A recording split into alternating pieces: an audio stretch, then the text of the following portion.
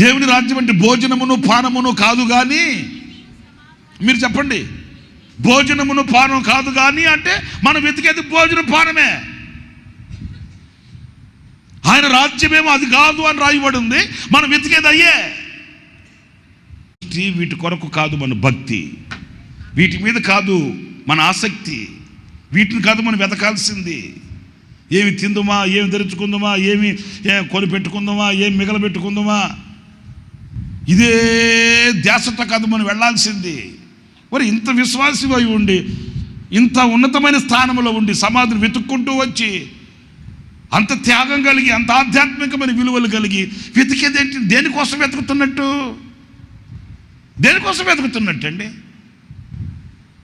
దేవుని రాజ్యం అంటే భోజనమును పానము కాదంట. మరి ఏంటంట?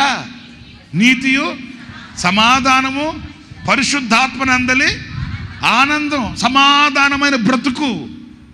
హలో, ఎంత సంపాదించాను కాదు, ఎంత సమాధానంగా బ్రతుకుతున్నాను.